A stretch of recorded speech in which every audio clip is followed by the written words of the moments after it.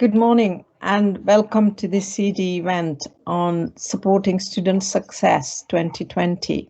And we're going to talk about digital assessment practice today. And I will be chairing this session. So let me introduce myself. I'm Iona Silva Fletcher. I'm Professor in Veterinary Education at the Royal Veterinary College in London, and I'm a fellow of the Centre for Distance Education. So you must have read the details of this session. This theme is on designing assessment.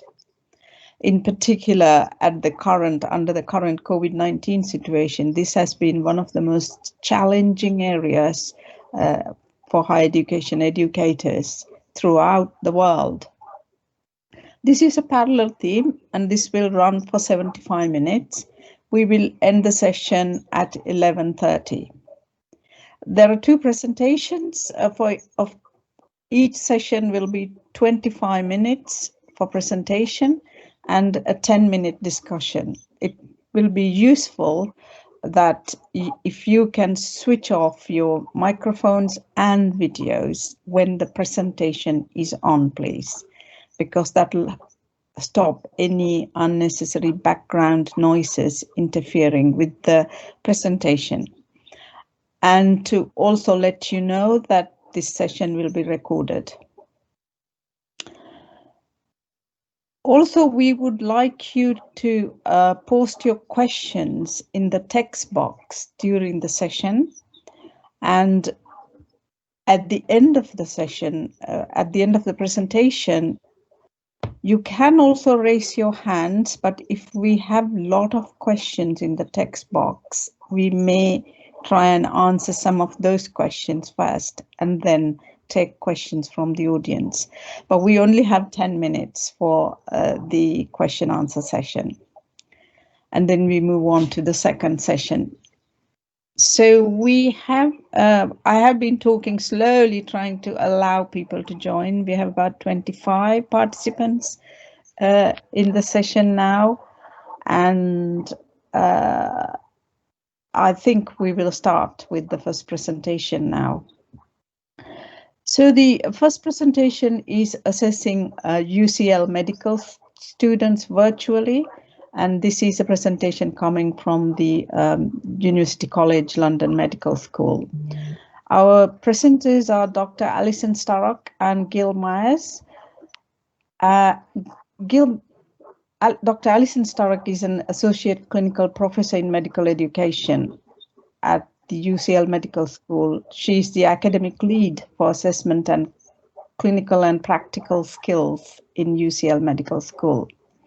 And Gil Myers is a consultant in child and adolescent psychiatrist working in early intervention team in Camden, North London. And in addition, he works as a lecturer in the assessment and feedback unit at the UCL Medical School. So over to you. Okay, thank you, Iona. Yes, as I said, I'm Alison Stark, and I'm going to do this presentation with Gil, who's one of my colleagues. And what we're going to do is we're going to try and present in chronological order everything that happened and all the changes that we made to our assessments last year for UCL medical students. Okay, so for those of you who don't know, at medical school, our assessments are relatively traditional in the fact that we have an integrated knowledge test, which is normally done in paper in large halls, as in the picture. We have a clinical and practical assessment. Again, there's another picture of that, which we call, it's an OSCE, which is an I didn't mean to move this slide. Objective structured clinical examination, where students go around and in each station they have a clinical scenario that they have to undertake in a timed manner, and then a bell rings and then it moves on and they go around the entire circuit. And we also have in-course module and portfolio requirements, which is our e-portfolio, which is where we are digital normally. Just to give you a bit of background, our final year OSCE for last year was on the 12th of March, and our final year SPA papers were also planned for the 16th and 17th of March. So just to put this back into some context, these were the headlines on the 1st of March. You know, don't panic, don't panic.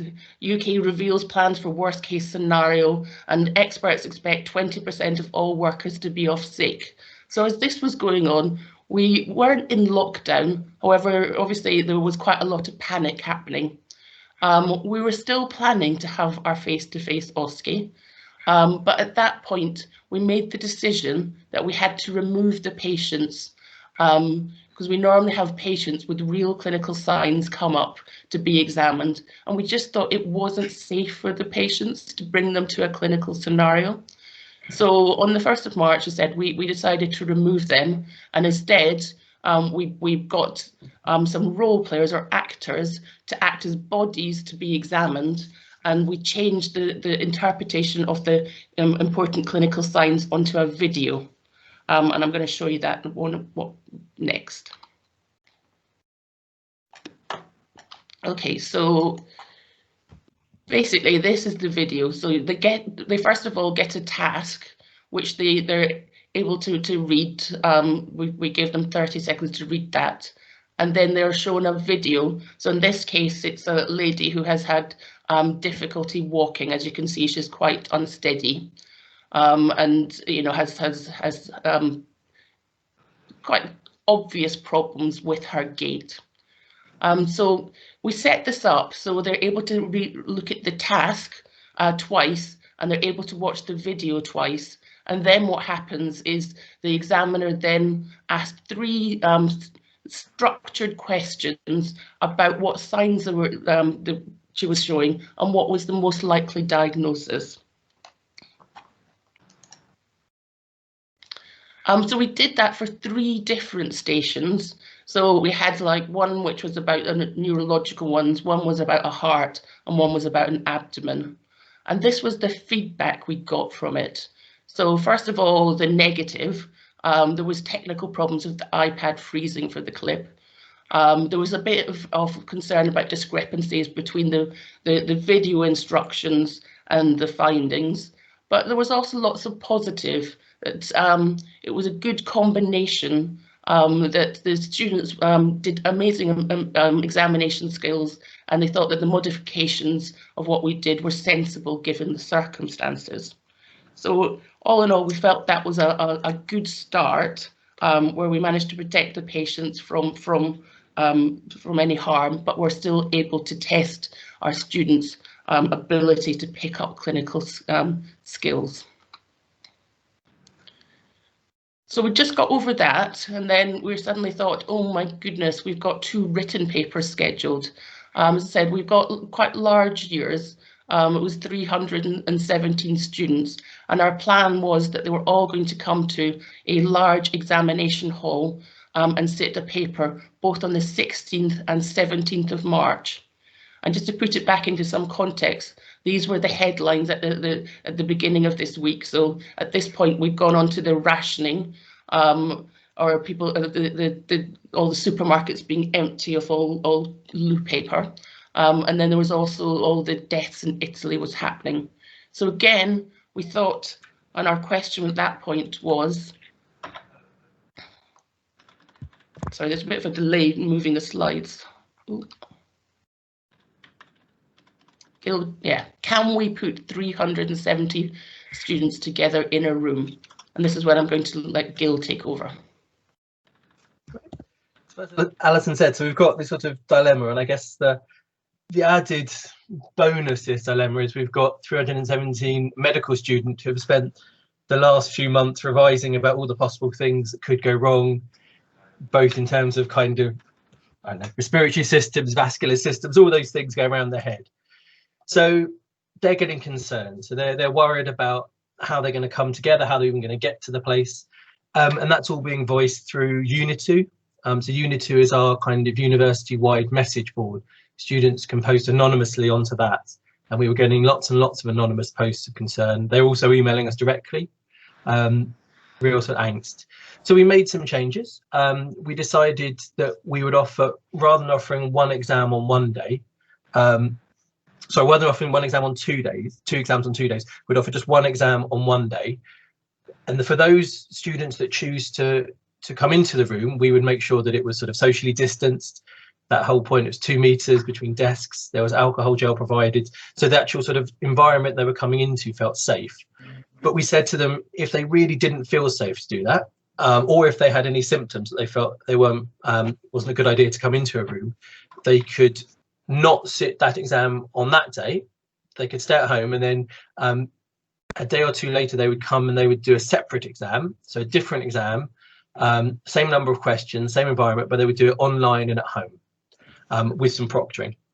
So there was about 317 students, and 6 chose not to come in on day 1 and actually sit that second exam on day 2. So this was our first taste of doing remote proctoring and remote exams where the students are at home. So we use a system called eSpeedwell. It's where we have our kind of database, and it's where we run all our online exams from. So in the past, we've run them from iPads with students in the room, but this was running it from their computers. Now, this is the finals exam, so we need to make sure that it's a legitimate exam. So it had to be equivalent to the one of students sitting in a hall. So it wasn't open book, and they had to be proctored. We use a system called Safe Exam Browser, and that basically shuts down the computer that they're using and only allows that computer to access eSpeedwell site. So they have to log in, they have to give their student number, they have to set it all up in advance. We did a bit of work around that to make sure their systems are ready. When they look at it, you'll see on the left, they look at that kind of screen. So the questions are there. It's a SBA, so single best answer question, best of 5, 1 of 5. So they get the title, question, they put their option, and they can navigate using the column on the right, and they can flag questions. So it's slightly different from a paper system, but it's one that the students are used to. Again, there was angst about kind of how this system would run. We did some background checking. We spoke to this eSpeedwell system, and they said that it can cope with up to 400 students.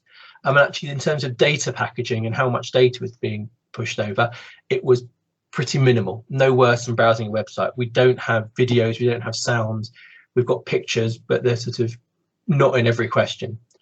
So we felt that it was a viable thing to offer remotely. And what that software can do is it can monitor the students' internet connection.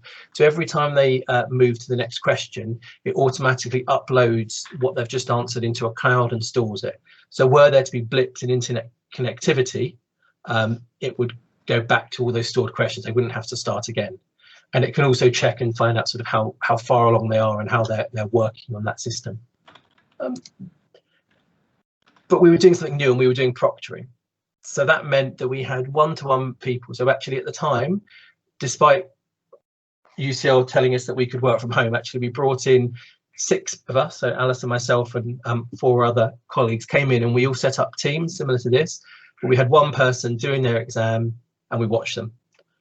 They had a separate device, usually their phone, propped up. We did a sort of proctoring scan of the room, set up the camera so that it was watching their screen. Their hands could see the desk that they were using. So we could tell that they weren't able to access additional information from around. As I said, we did that sort of scan of the room to make sure nobody was there. We had the sound on the whole time so we could hear if they were talking to anyone. They weren't allowed to wear headphones, all the usual stuff. So we felt that this was as good as a sort of in-person invigilation or proctoring. When we were doing it, obviously not so as not to disturb them, we had our video and sound off, but we could turn it on in order to communicate with them. So that was how we administered that exam. And it worked. Some students passed, some students failed, but actually the feedback from it was very good. But then things progressed. So by March 23rd, so that was a few days after the exam, it was lockdown. As you could tell, we weren't allowed to come in. Students were basically at home. We'd got through some of the final year students, but we still had more to go. UCL in April were telling us that actually every year had to have an assessment.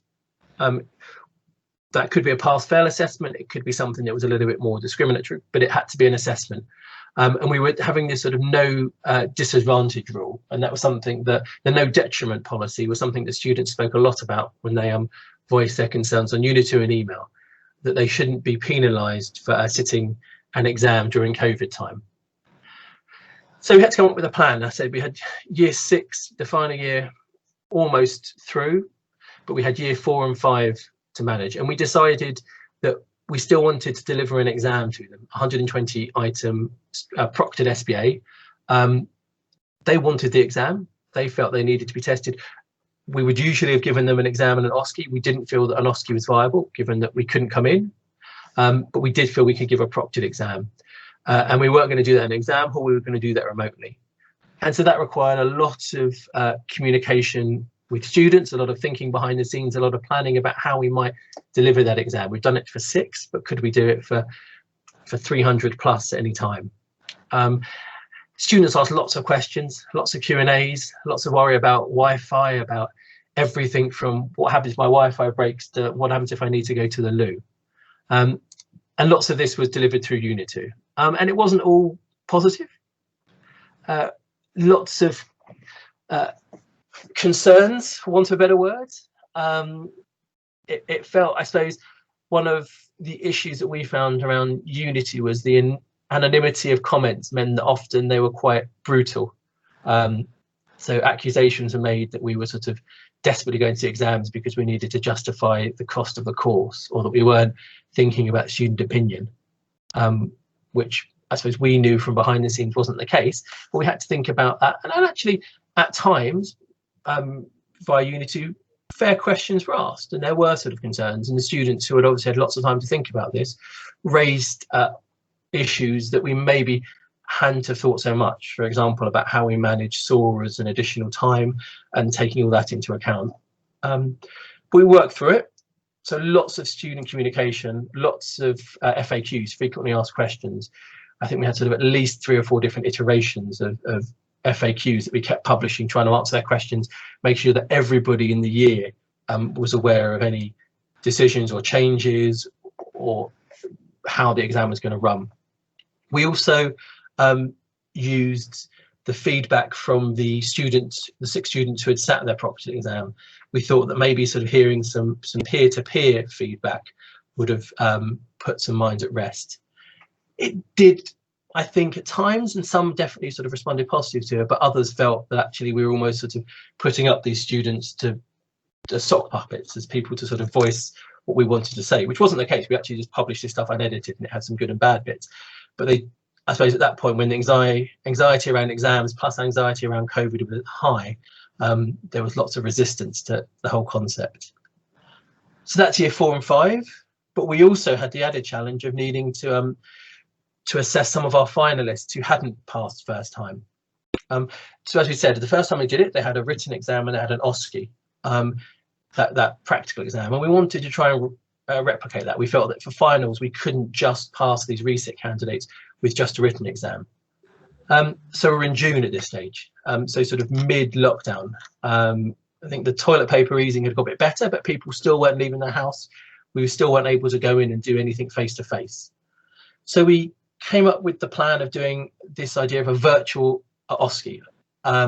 We wanted to try and make it similar to the OSCE they had, so we went for 18 stations. They were a mix of 6 10-minute stations and 12 5-minute stations, but they're all going to be done online. They're all going to be done by Teams, and we chose Teams because that's a system that we were most used to at the university, and the students were most used to, and that was one of the concerns we had.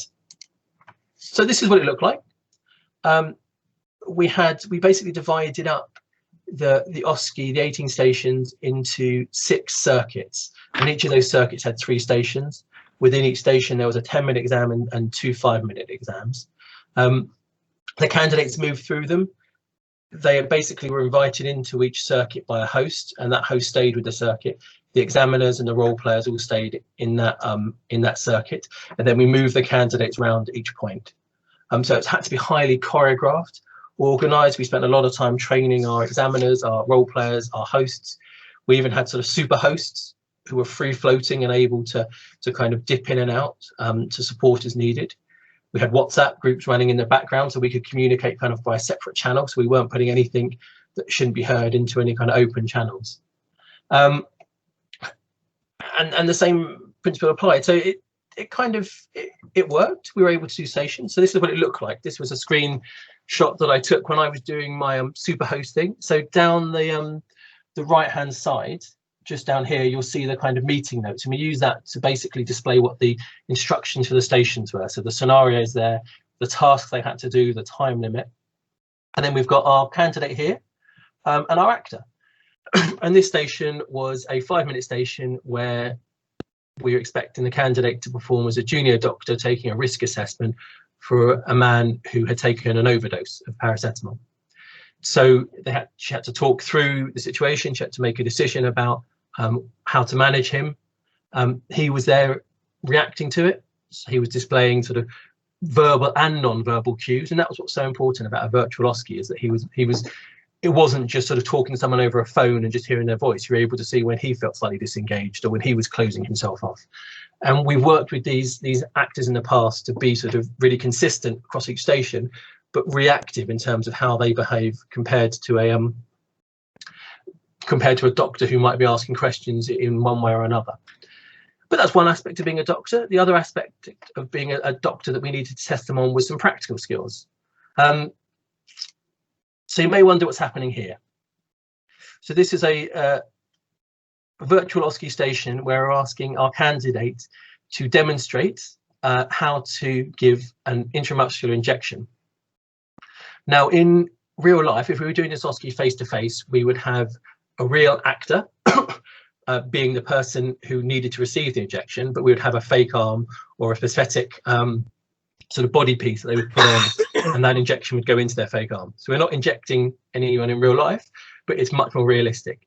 But obviously for a virtual OSCE, we couldn't provide each candidate with an actor or a fake arm. So what we asked them to do was gather fruit, different fruits for different things. We didn't tell them which stations they were going to get, so they couldn't prepare. So they had a sort of whole greengrocer's array of fruit. And then when they came to the station, we gave them a bit of time before to say, for this station, you'll need this equipment and an orange. I should say that prior to having this virtual OSCE, there'd been lots of training for the students in terms of revision sessions, and that included the revision sessions remotely and how they might deliver these things in real life, but also how they might demonstrate the skills of delivering it in real life using fruit. So that was our vaccination on orange. We've also got a video of how to suture a banana.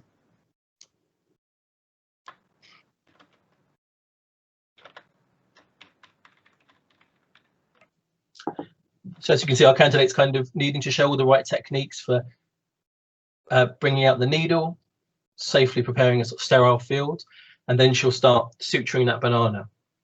And we felt actually that this did work, that we were able to achieve a reasonable degree of observation of these candidates performing these tasks. We also, again, did these virtual stations. Now, when we did the OSCEs face-to-face, we had a patient and we showed them the videos. This one, I won't show you the video for it, but we had a media clip where they could hear the heart rates, the heartbeat. They could identify what was going on there. They saw some other signs around the patient, and we were able to assess how they might do an examination and how they might pick up clinical signs. Now we got feedback for this. The feedback was generally positive.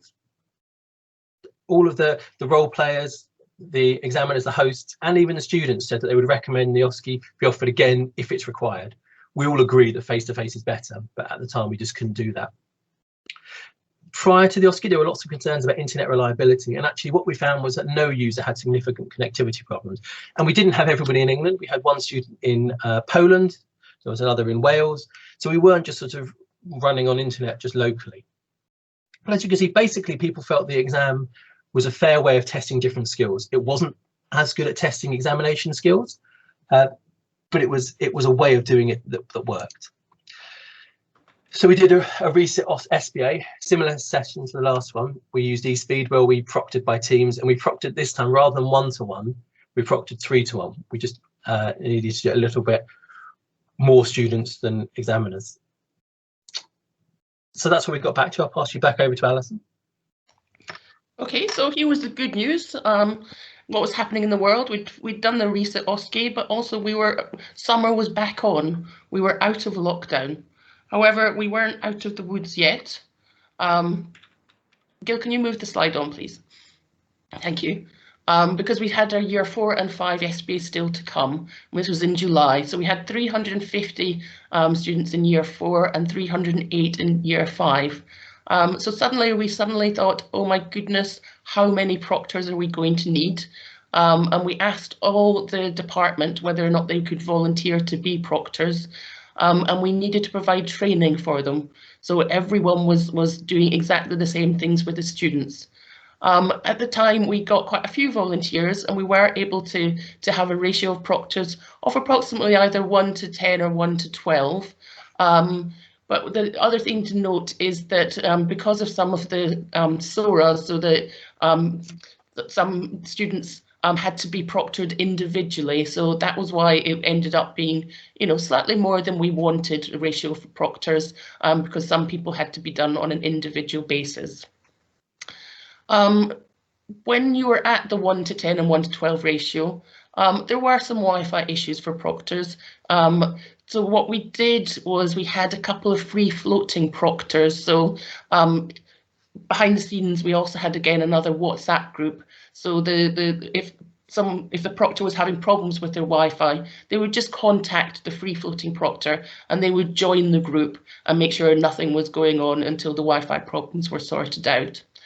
Around the same times, Teams brought in gallery view, and we found that using gallery view for the 10 to 12 people was far more efficient, and it meant to far less Wi-Fi problems. So that was a good thing. So next slide, please, Gil. So in total, we assessed over 650 students via remote proctoring. Because there have been so many issues with the students being so worried about their Wi-Fi, we developed an incident form for students. So if they thought there'd been a problem during the exam, they were able to fill in their own form and just send it to us. And the good news is we actually didn't have very many.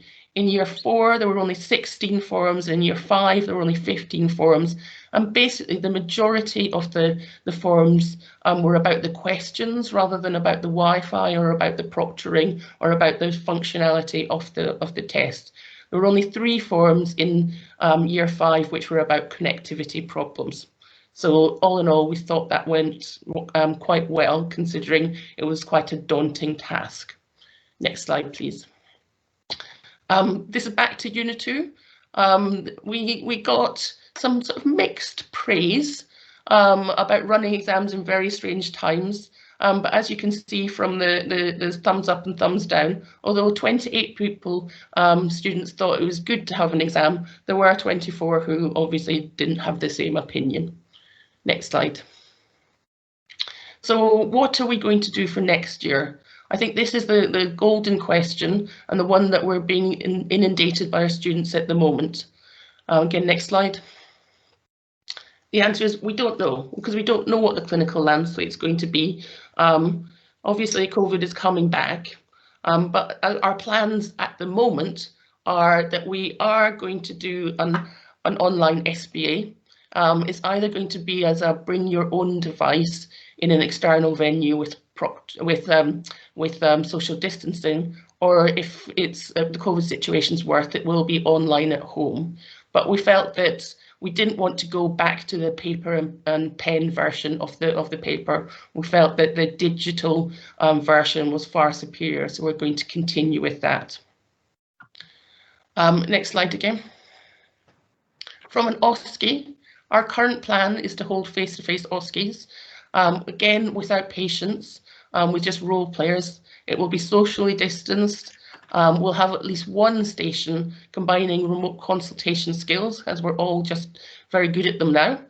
And 3 stations will have physical examination.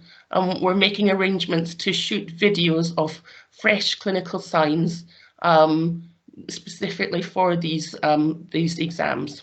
So ones that students won't have seen already. And to help with that, what we've arranged to buy is a stethoscope where you can actually record heart sounds and breath sounds. So it's all going to be exciting. Next slide, please. I think that's probably all we wanted to say. So thank you very much for your attention. I see that we've got some questions. So I think we're going to stop presenting and we'll go back onto the questions. Iona, do you want to start us with the ones in the chat? Thank you. Yes. Thank you very much. Spot on time. We have 10 minutes for questions. Yes, there are questions on the chat. There's one from Ruth Allison. How was proctoring managed for the later, larger exams? So as I said, we did it exactly the same way. We just had slightly larger groups. So one proctor might have been looking after 10 or 12 students. So it was, as I said, it worked in the same way, just on a different scale. But again, it worked. And as I said, with the introduction of gallery view into Teams, I think, you know, it became easier. I think the other thing that benefited was that one of the big concerns prior to the proctoring was from students about having a video in their room and how that would work. And I think the more students went through it and actually sort of found it an acceptable way to take an exam, the less that became a kind of primary concern. So definitely students learning from students made it more acceptable. Thank you. There's another question from about proctoring software. So this one is, was proctoring software used in all your online exams? No, we didn't use any proctoring software. We just did it all as live proctoring via Teams. Prior to the exam, the overwhelming feeling from students was that it was an invasion of privacy just to record anything. And we also had some concerns about proctoring via webcam, because it's quite easy to cheat with that. So our preferred option was to go with the live proctoring, so that we could respond immediately to the students and students' concerns.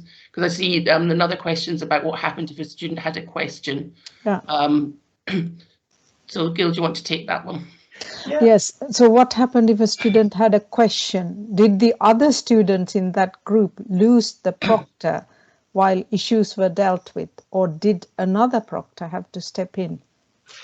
So so we talked through the system before with all the students, and what we did was they all had they basically had 3 devices. So they had the device they were taking the exam on, they had the device that they were streaming the video from, and then they had a sort of third communication device, which would be turned off on flight mode until they needed it. But they needed it, they could contact the proctor by text. So they'd sort of show their phone, or they'd type into the sort of team chat for that group, I'm going to call you, and then they would raise that concern via text with the proctor. So that could be dealt with by text. That wasn't disturbing all of the other group. If something happened and that proctor had to sort of individually speak to the student, because we had these free floating proctors, someone could step in and sort of monitor the group without disturbing anyone else, while the proctor and that student put themselves on mute and then sort of chatted and then went back to it. So because they couldn't be on mute all the time, we didn't want to disturb the sort of other 9, 10, 11 while that one person was having a chat. So actually for the majority, they didn't really notice when we were swapping proctors in and out. They were too busy focusing on their exam. The video and the Teams were sort of outside of their view. So it didn't really disturb them. Okay, let's take another question. I don't know whether you can all see the questions on the chat, because some of the questions are apparently going to the main link as well, but I'm getting those questions from the back room. So there's one more from David Unwin. How do these results vary with respect to the examination styles and rubrics?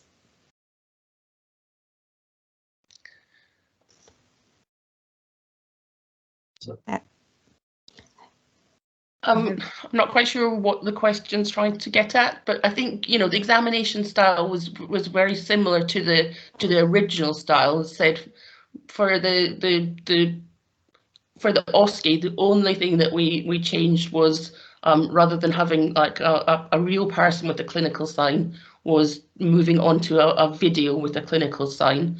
So the actual examination testing was on the same rubrics.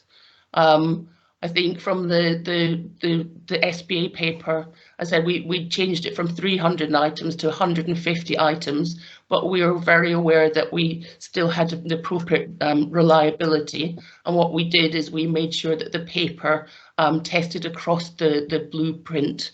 And we can do that with 150 items.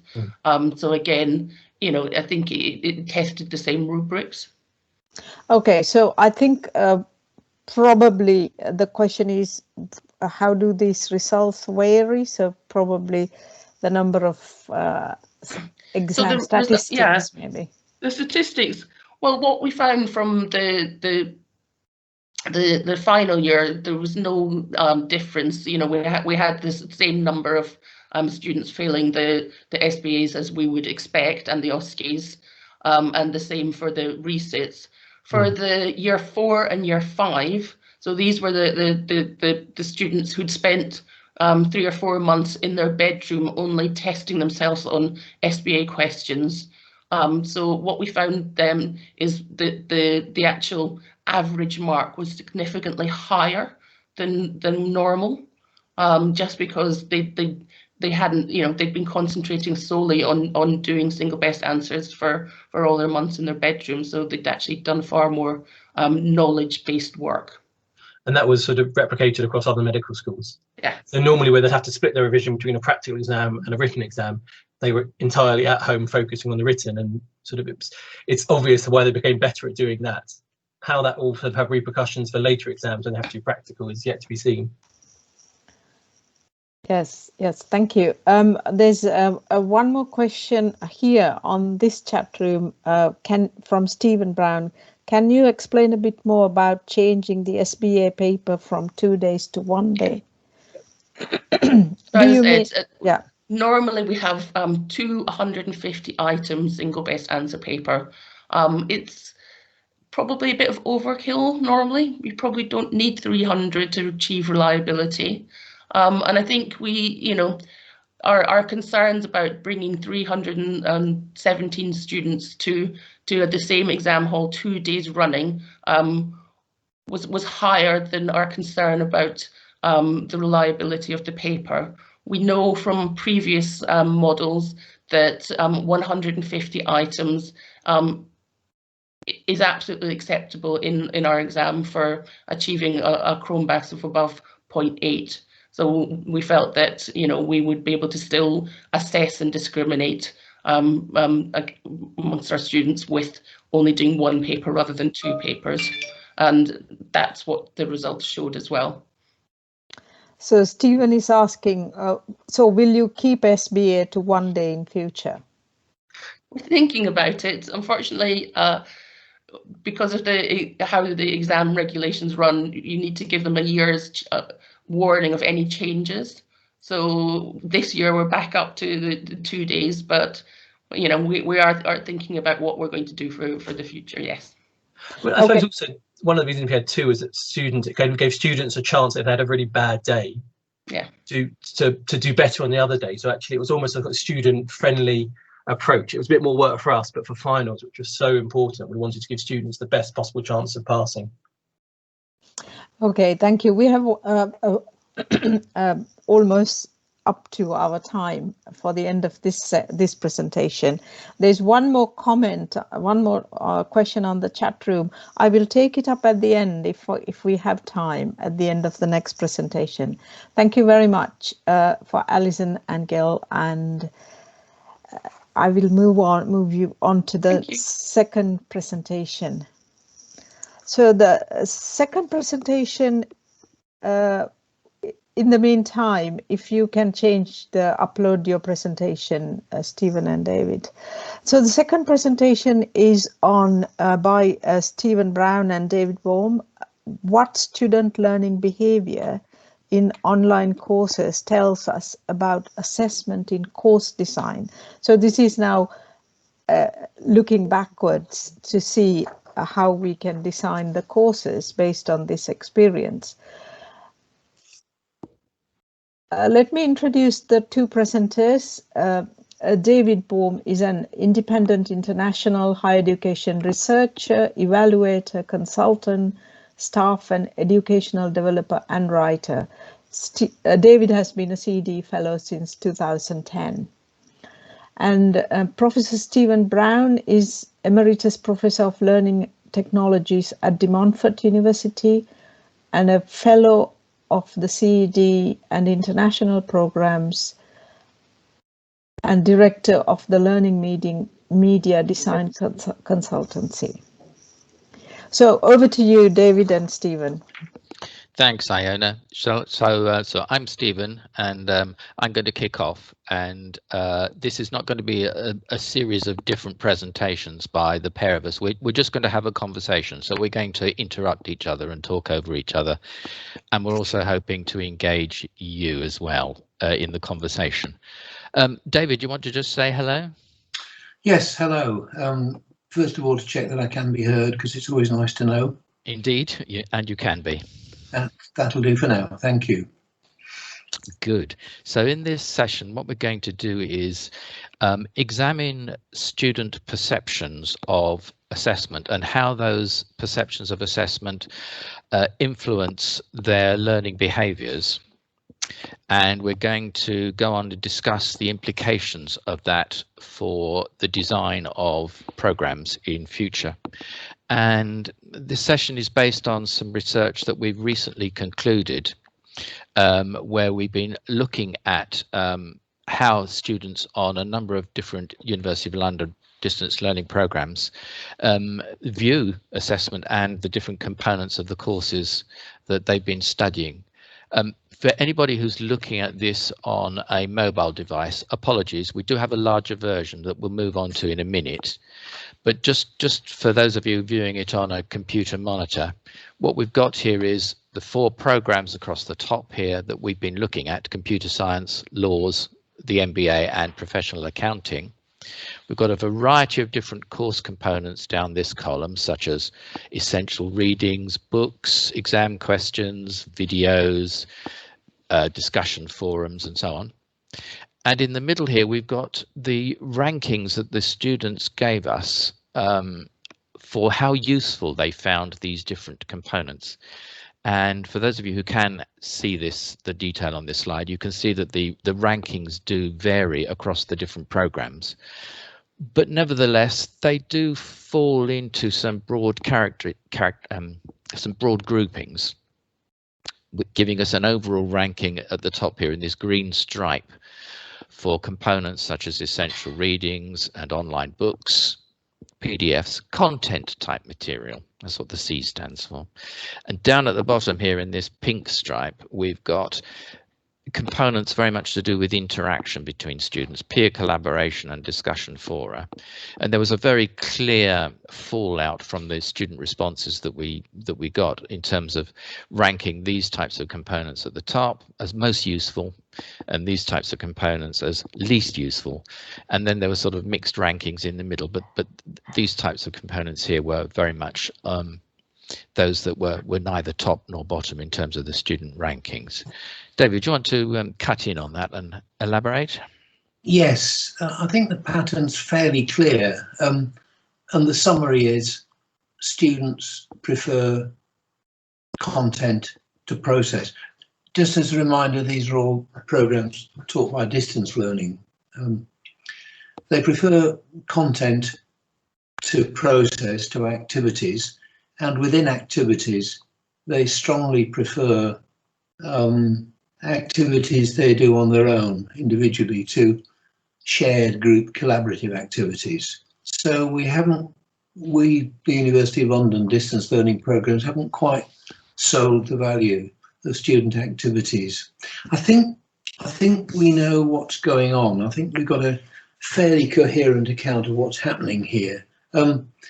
Students perceive that to do well in assessment, they need to demonstrate that, put it crudely, they know a bunch of stuff. I mean, in terms of Bloom's taxonomy, they perceive that they can do quite well in examinations by knowing a lot, by repeating back content.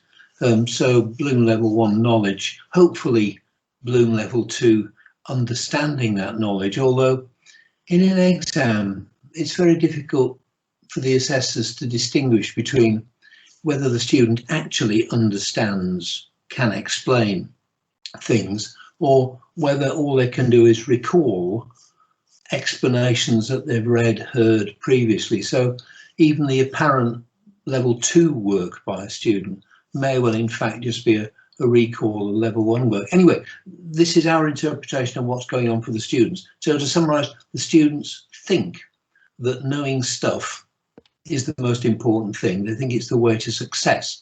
So they value, as on this slide, content. They value textbooks, previous exam papers as a guide to what's coming. They were quite explicit about this, and the essential readings. There's a mythology that students in online courses love video. Well, they don't love it as much as they love content. And the critical comments about video were about the fact that the videos were too short to contain enough content. This is the comments they made in interviews we held with them and in learning diaries, which students talked about. So we think students value content over process, and we think we understand why. It's because their perception of what they have to do well in assessment is that they have to know stuff and repeat it back. David. So what the students are telling us then is that these high-ranked components are what they regard as essential. They're the things they have to do well in their exams. And these other components, the medium and the low-ranked components, are at best optional extras, and at worst possibly even distractions. Some of the student feedback that we got actually used these kinds of terms. So just to recap briefly, we mounted a survey, and the response rate was about 10% of all the programs we were looking at. So it's a reasonably reliable sample. But in addition, we asked students to complete some learning diaries, recording what they were doing on a day-by-day basis, and we also interviewed some of the students, and that's where we've got some of this more qualitative feedback to explain the results that you can see in this broad summary. So essential stuff here, content, as David says, which is focused on the exams, and then optional extras, or as I say, possibly even distractions from the really good stuff that's over here, which is a bit worrying because of what we already know about learning. David? Yeah, this is from a chapter a couple of years ago that Eileen Scanlon and I did, looking at the high-level meta reviews of the literature on learning. I mean, this is about as high level as it gets, not in terms of the amount of work we did. We reviewed and analysed some previous high-level accounts, and these are the summaries of it. These are the conditions under which learning happens. I'll give you 20 or 30 seconds to read through this slide. I won't talk over it anymore.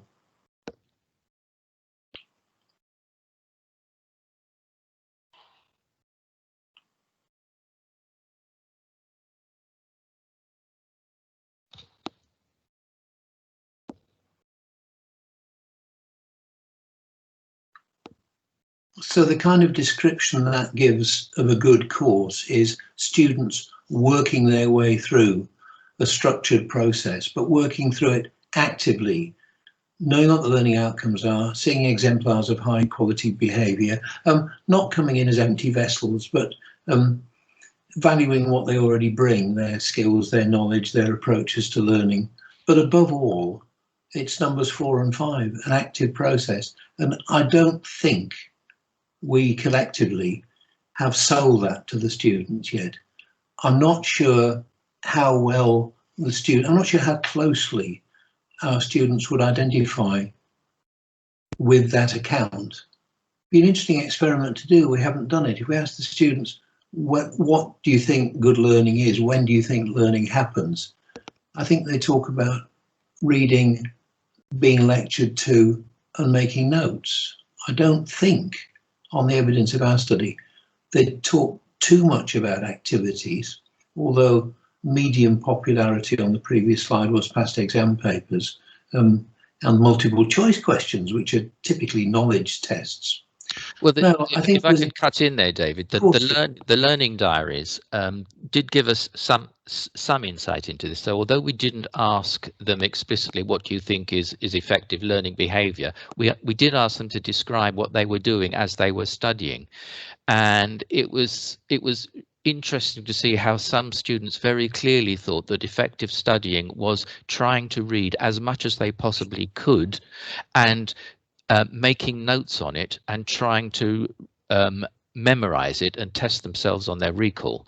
There were a number of students who fell into that category, and equally there were a number of students who had very different learning strategies which entailed cross-linking, making notes which cross-linked between one piece of information that they were reading in one place with other bits of information they were getting elsewhere, but also having conversations with other students and cross-referring with research that they were doing independently on the web to try and expand and validate the learning they were undertaking. So some of them were displaying quite a passive process, and some were responding much more actively. So although we haven't asked them explicitly, we do have some idea of what they're doing. I've got an anecdote which sharpens this very much. I was doing some work for one of the University of London distance learning programs about 10 years ago now, and I interviewed some students in Hong Kong who were studying at a local teaching centre, and I said, don't you find it hard work doing a full-time job and studying at a teaching centre? She said, oh, I'm actually studying at a total of 4 teaching centres, as well as with the University of London, all studying the same course. And I said, where's the effect of good grief? That sounds like a lot of work. And she said, no, it's terrific, because that way I get 4 sets of notes as well as the London notes. She clearly saw her job as a student as accumulating, 10 years ago it was all on paper, the maximum, the highest possible pile of notes of information. An anecdote, but I think she was probably not unique in that respect. So shall we move on? Yeah, sure. So we know that learning happens when these sorts of things are going on, particularly it's active, it's collaborative, there's feedback and so on.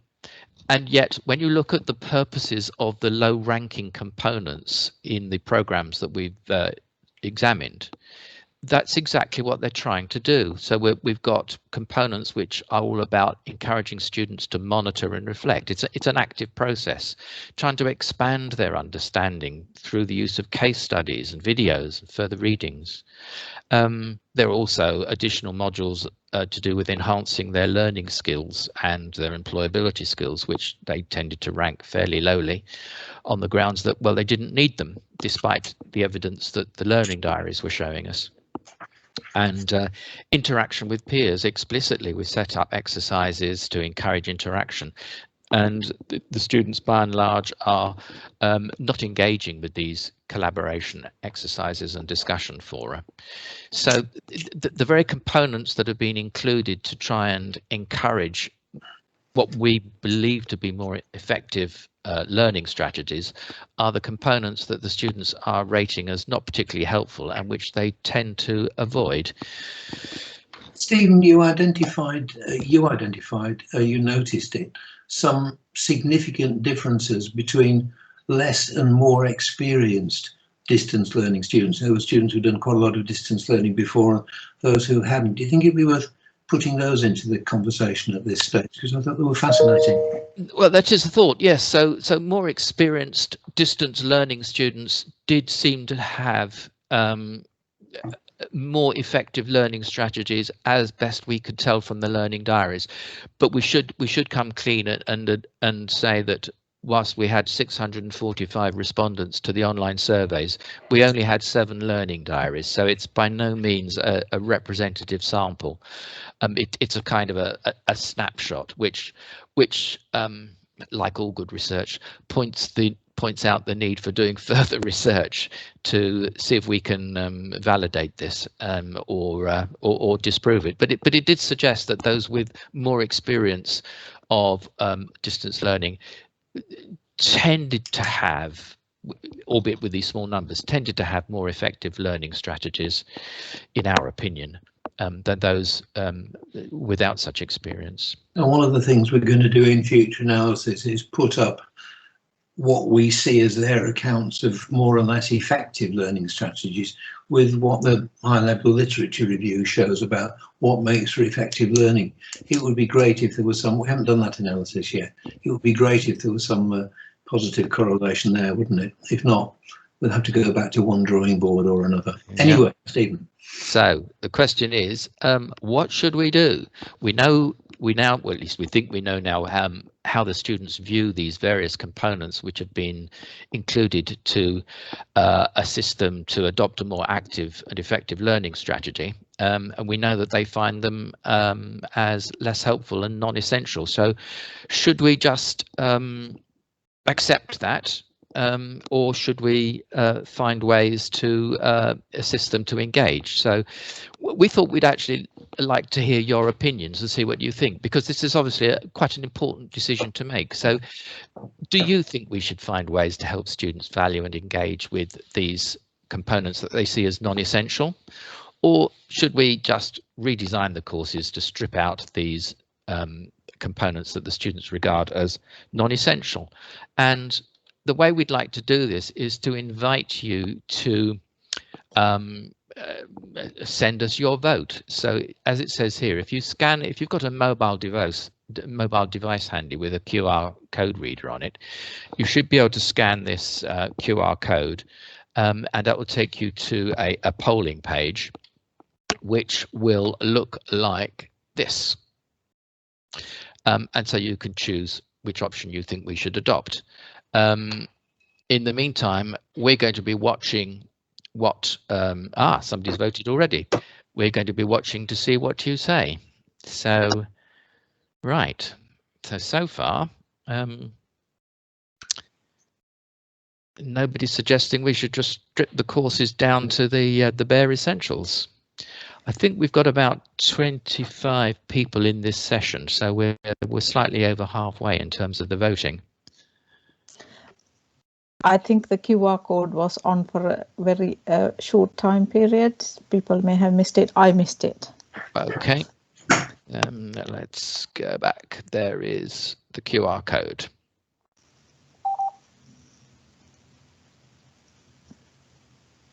Thank you. I'll leave it up there just for a minute or two.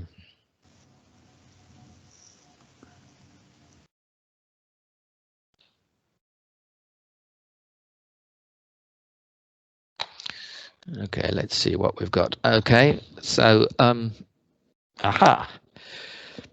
So a pretty pretty clear picture is emerging there.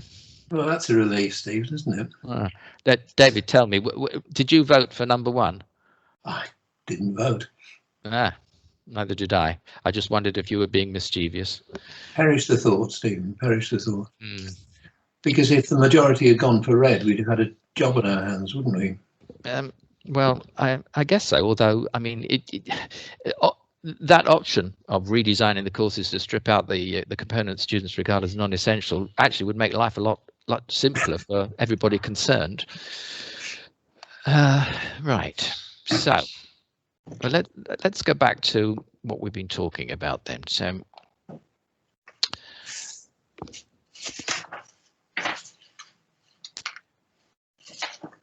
We know that from this that the students are being driven by the assessment, the examinations as they perceive it. That is affecting their learning behaviour quite considerably, and so it's influencing what they perceive as being the important learning outcomes on these programs.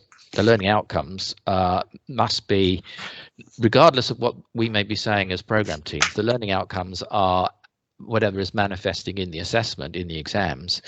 And so it's a rational decision on their part to focus on the course components which address what they regard as the learning outcomes. And as I say, their perception of the learning outcomes is being heavily influenced by the assessment as they see it. So if we wanted to change that and not strip out the non-essential course components, but actually encourage them and assist them to engage with those in order to develop more effective learning strategies, then we have to make sure that the learning outcomes that we regard as important, so basically active learning, are correctly reflected or fully reflected in the assessment, and thus also fully reflected in the course components, so that the students perceive that actually this is an iron triangle, that it doesn't make sense to break out of it and leave one of the components out.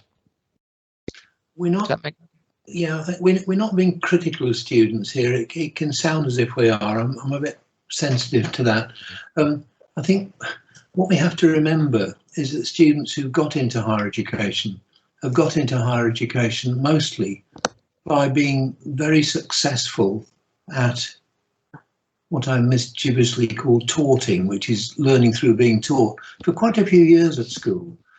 And I suspect that they've been quite good at learning facts and making sense of facts and repeating them back, because that's what they've done, not so much at primary school, they do it better, but at secondary school and then for GCSEs and then for A-levels. So we've got a group of students who have highly developed skills of memorising, repeating back, slightly transforming, who've probably had very few conversations about learning.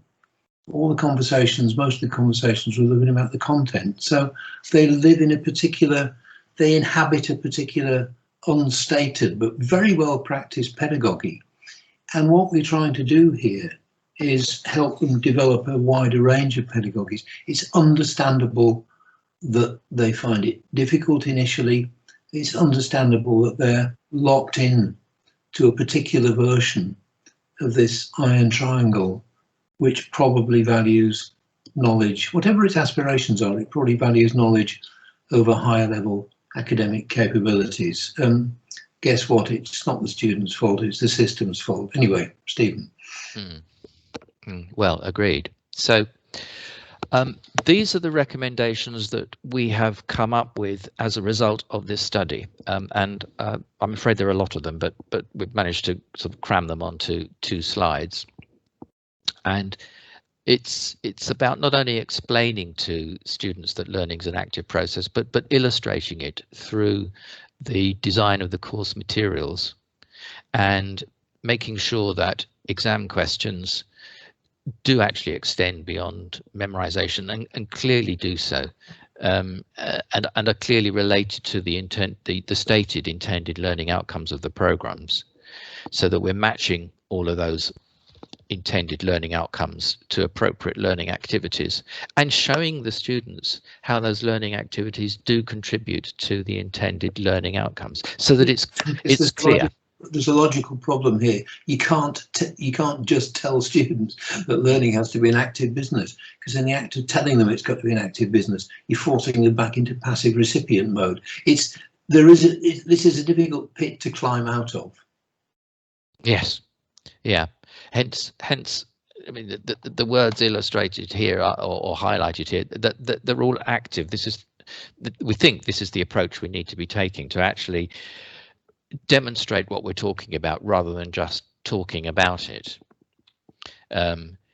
So designing learning activities that do actually go beyond memorization, and making the enhancement of learning skills into accessible learning outcomes. Because if what we're saying is we want to help students develop these more effective learning strategies, acquire or enhance their learning skills, then that actually is one of the learning outcomes that we've got, the intended learning outcomes we've got for the programs.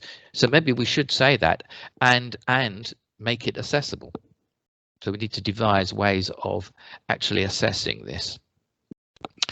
And if we're going to make this accessible, then it's only fair that we provide activities to help the learners to develop and to monitor their own skills as they are developing. And given that collaborative activities were so poorly rated by the students in terms of their helpfulness, then clearly some work has to be done here to design activities which have clearly beneficial learning outcomes, which are demonstrably useful for the students to engage with. But we should get our colleagues to practice what we're preaching, shouldn't we, Stephen? Well, that's a good idea. Yes. So again, we'd like you to join in with us on this. And so we're wondering if any of these issues that we've been talking about are familiar to you. Do you recognise any of these from your own practice? And if so, how will you apply some of these ideas? Again, we've got a QR code, which will take you to a Padlet board where there'll be an opportunity for you to actually lob in some responses to this and make some suggestions about perhaps how some of these ideas might be used in your own practice. So, is that long enough, do you think? No, I'll leave the QR code up for a few minutes. Yes.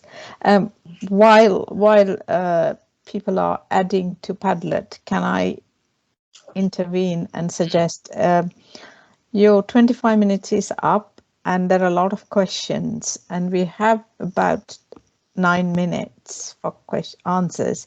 So what would you like to do? Would you like to collate the Padlet responses while we answer the questions on the chat box? Why don't you tell us the most significant questions from the chat list while we watch the Padlet board grow before our eyes, Iona? Would that be okay? Okay, yeah, that's fine. I was going to suggest the same thing. Okay, so one of the questions that came on very early on is, could you clarify what the ranking reflects? Preference, enjoyment, or learning? It was none of those things. It was usefulness. We asked the students to rank the different course components in terms of how useful they found them. Okay. Yeah. Okay. So there's another question on do the student perceptions of what it takes to successfully complete a course on the dominance of contents rather than, example, authentic learning or applied practice in the assessment? Sorry, could you run that by us again, Iona? I think it's about student perceptions, what it takes to successfully complete a course on the dominance of contents rather than authentic learning or applied practice in the assessment. I think the short answer is yes, it's on content. What the feedback seems to be telling us is that they focus, that they think that success in the exams will basically be dependent on how much they can remember during the exam. And I think the bad news is that they will often be right in that view. Here's another question. Do we know if this matches the non-DL learner perspective? We don't from this study. We specifically looked at University of London distance learning courses. Right. Mm-hmm. David, any literature? Sorry, you can recall? Can we do the question again? I missed the actual detailed nub of the question. Sorry. Do our results match the non-DL? Yeah. Yes. I don't think many people have been foolhardy enough to ask the question yet. But given the current situation, as we are moving most of our face-to-face teaching to a distance learner mode, online learner mode, this comes at the very right time, I think. Okay, here's another question. How do the disliked components link to assessment? I mean, the first and obvious answer is that students think that they don't. Analysing the courses as they appear on the screen, analysing actual courses to find out what, in our view, they contribute to assessment would be an interesting and separate. That's a really great question. That's yippee, Stephen, another research question for it. Thank you for that one. Yeah. Another question, are the activities aligned with the assessment, or does the assessment strategy prioritize content learning? I think. Well, I think that's a similar question. Yeah. And so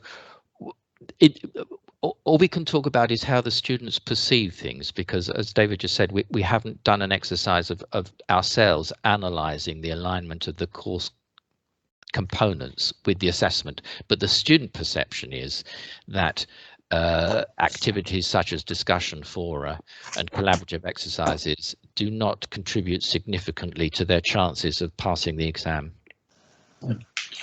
If I can just break out to a brief comment on the Padlet, as well as responding to the two lists on the board, you can also click the cross, the pink cross in the bottom right hand corner of the Padlet screen, and start new trends, new lines of discussion. So it's down here.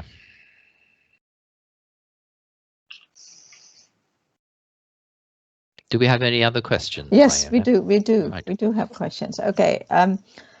It would be interesting to know if students who do seem to understand level 2 understanding is needed to actually do better in assessment, or if it doesn't have that much impact. Gosh, that's interesting. I suspect that you can probably get a decent qualification, a decent degree, a reasonable one, a 2-2, on facts and knowledge. I suspect, I hope, I pray that to get a 2-1 or a first, you need to do rather more than just more or less accurately repeat back and rearrange what you learned. But that's a whole field of study, not about the assessment criteria, but about the actual qualities of student work and the kinds of awards that they get. That's a monster. The secrecy of assessment makes that a really tough thing to investigate, and it would be incredibly useful. So there's another question. This is interesting. Do you think there might be a problem with the teacher's own mindset and lived experiences? If teachers have not experienced a system where peer learning and true collaboration is promoted and valued, what are the chances of them believing in these extra approaches and going the extra mile to get the students' buy-in? We said a while ago that it's important for students to have conversations about learning. It's important for students and teachers to have conversations about learning. It's important for teachers and teachers to have conversations with each other about learning.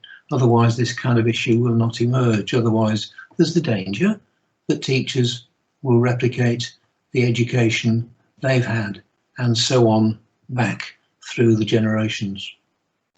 I think also there may be, well, there are probably various dimensions to this, but another possible dimension is teachers' understanding of the so-called affordances of different technologies. What can you actually do with technology? So one of the questions that's come up on the Padlet board, for example, is what's the problem with the length of the videos? Are they too short, too long?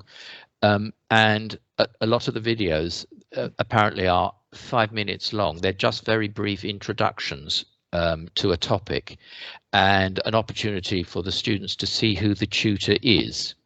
Now, you can understand from one point of view the reasoning behind that, the design motivation behind that. But video is actually an incredibly powerful medium, and just having a 5-minute talking head greatly undersells the use of the technology. So I think there's a dimension here, as I say, about understanding what you can do with the technologies as well, which is influencing how well these different components are being utilized. Thank you very much. We have just 1 minute left, and what I'd like to do is to invite Alison and Gil to comment on the assessment, how assessment, the one they described, which used a lot of technology, especially videos as well, and how that links to this this thinking that's developing. Yeah, shall I? I'm not sure if. No, I'm back on, but you go for it. Perfect. I'm trying to think of the best place to start. I think there was a lot of fear about using videos and technology, both from our perspective and from the students' perspective. And so I think one of the limiting factors is how